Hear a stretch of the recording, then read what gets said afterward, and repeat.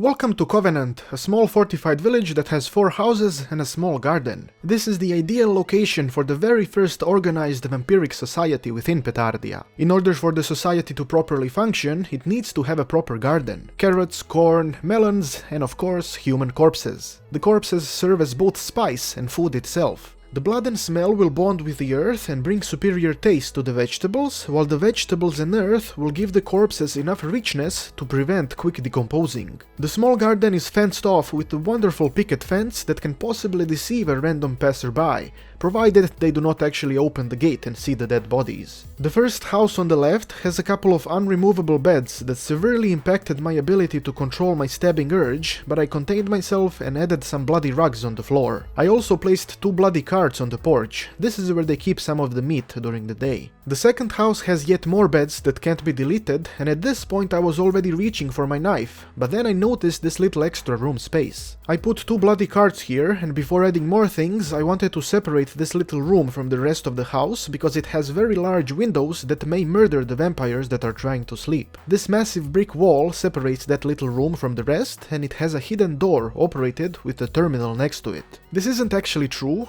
but let's pretend it is. Before moving on to the next house, I placed a table and oxygen tanks in the hidden room. The next house is the most important one in this little village. This is where the vampires that create problems get tortured and killed. The first thing that needed to be done were walls within the house. I used brick because I love carpet. The house is separated into 4 different sections. The first one is the entrance hallway, then the reception room, the torture room, and the murder room. I didn't really like that this side of the wall wasn't brick, so I added the same wall again to cover it so everything looks nice and proportional. Afterwards, I put yet another hidden brick door to the entrance of the torture room. I had to do this because it is the only wall that can compress the screams of joy from the tortured vampires. But look, opening the hidden door sends it all the way out through the house. When going outside, we can see that it looks like shit, and I severely dislike things that look like shit. Now, do you remember what do we do when we encounter things that we dislike?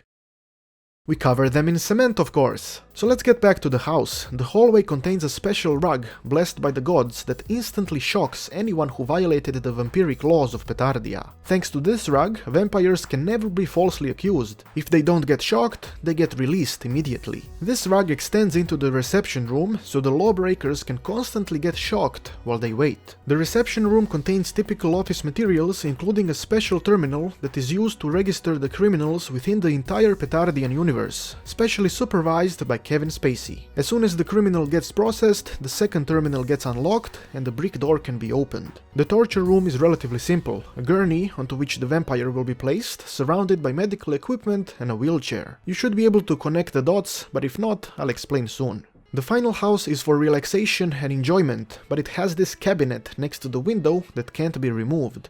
Luckily, cement. Initially I had no idea what to do here, but after seeing the cemented wall, my mind quickly saw flashes of dreadful college presentations, and I immediately knew that I wanted this wall to be a projector screen. The projector is situated on the counter, and there are 2 couches in front that residents will use to comfortably watch various Kevin Spacey movies and shows. The area behind the counter contains a shit ton of boxes full of all types of blood. They serve as snacks and they cost around 3,000 caps per box.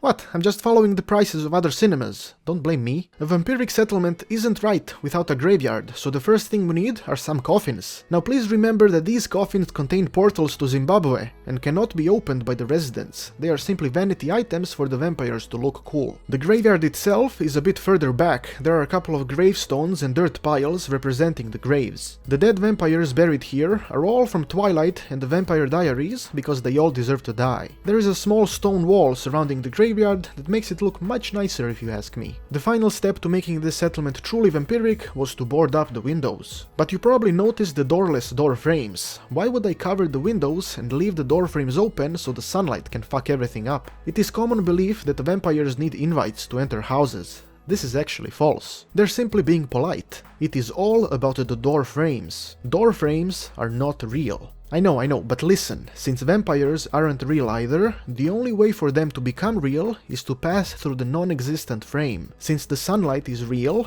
and the door frame isn't, it cancels itself out and the vampires end up being safe from the light that comes through. Doors become completely unnecessary. Now that it is all explained, we can see what this settlement looks like during the night. Upon entering, a nice human vegetable garden can be seen on the right side. All residents can get all of their vitamins thanks to this farming design. Continuing on the left side, the first house contains some bloody carts on the porch and a relatively normal sleeping area with a couple of bloody rugs. After going through the side door, we can see a nicely placed graveyard containing many hated vampiric characters. The second house also has stab-inducing beds, but with a bonus room separated by a terminal-operated brick door. Within this room, a certain amount of food will ferment during the day because of the sunlight and lack of oxygen in the room. Once darkness falls upon the Covenant, the food will be placed on the table and the tanks will measure the levels of fermentation. This is the best way to create vampiric alcohol. The third house is used when bad vampires do bad things. You know the purpose of one part of the house, but I didn't fully explain the torture and murder rooms. In case it wasn't clear, the torture room is mostly used to remove the vampire's legs, which effectively turns them into legless motherfuckers. Then they are put in the wheelchair and rolled into the murder room. They are left to fry in this room during the day, but due to their leglessness they survive much longer than usual, sometimes up to 3 days before they burn to death. The final house is reserved for entertainment, with relatively cheaply priced blood as a snack. The Vampiric Covenant is the very first vampire residence within the Petardian universe,